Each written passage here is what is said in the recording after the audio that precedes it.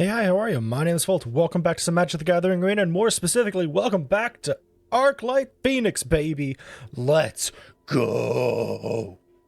The reason for this video is because Treasure Cruise is on Arena, meaning that we now have, I want to say 98% of what you would run in most Arclight Phoenix decks.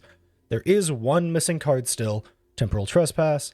Unfortunately, that's not on Arena yet, but maybe we'll get it soon, as Delve cards are now on Arena, and I'd love to see it. So the true Arclight Phoenix, well, my true Arclight Phoenix, can finally exist on Arena. I would live for it, I would love that. But all that aside, let's hop into the video.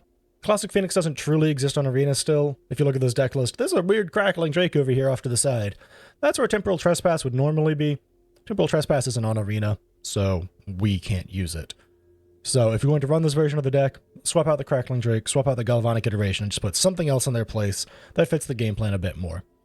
But this is just a solid, steady tempo deck that uses Phoenix and Thing in the Ice to flip and have really big explosive turns and beat down your opponent with it. You fill your graveyard with stuff like Chartacoris, with Consider, with pieces of the puzzle, but it is a bit slower than some of the other variants of Phoenix I'm going to show you, and it's a bit more decision-focused than the other versions of Phoenix I'm going to show you. This version is a moderately new variant I've seen running around the internet. By moderately new, I mean Wilds of Eldraine, because Picklock Prankster showed up.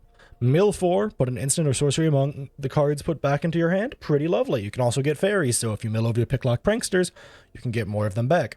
It fills up your graveyard for Treasure Cruise, it throws the Arclights in the bin, and then you can potentially just find exactly what you need. This version's a bit more aggressive as well, with Ledger Shredder being able to get really big really fast because you have lots of cheap spells. Runs a copy of Torch the Tower, which I personally don't know which way I feel about it. Fiery Impulse doesn't hit Planeswalkers, but you don't have anything to bargain with for Torch the Tower, so I'm not entirely sure which one is better. However, overall the deck does function very well. 4 copies of Treasure Cruise, as always, to just draw a ton of cards. Otherworldly Gaze can be pretty nice to specifically choose and put Phoenixes in the bin. Overall, I think this deck is very consistent and very solid. I think it's probably a tad better than Classic Phoenix at the moment, but that's just simply because Ledger Shredder feels a bit more powerful with what people are playing in Pioneer right now.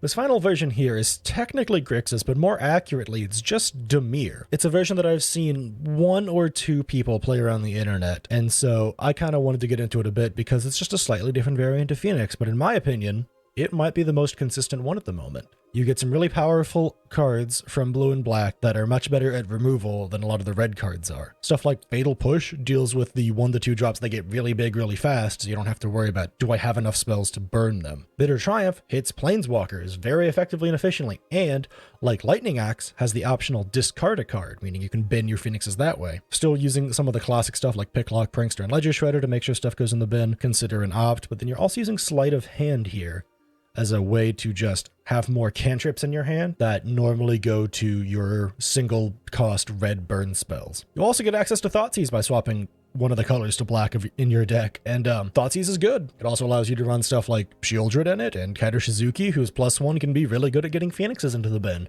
I've enjoyed this deck a lot. Technically speaking, the version you're looking at on screen isn't even like a final version. I've seen lots of people do lots of changes. I think the mana base is something that needs to be tinkered with a lot. I'd definitely run 4 Watery Graves, not 1, and 4 Clearwater Pathways, or Murktide Pathways, not 1. But overall, the deck feels really solid and really good in my opinion. You get stuff in your graveyard really, really fast because of either burning stuff down with Fatal Push and Bitter Triumph, or just casting Thoughtseizes to get stuff out of your opponent's hands, not even counting the Free the Fae on Picklock Prankster. The deck feels really good and really solid, and this variant is one that I've liked a lot. I've really been enjoying playing it. So obviously don't play it against me, just play it, gosh.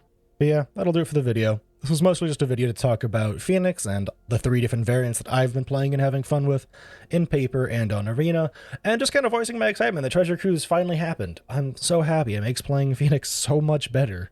Phoenix is probably one of my favorite decks of all time. It's an incredibly fun tempo deck, and making decisions every turn seems to really matter with the way that you play this deck, especially as long as you know the matchup that you're going against. If you liked the video, don't forget to like, comment, and subscribe, and all that cool stuff. I hope to catch you in the next one.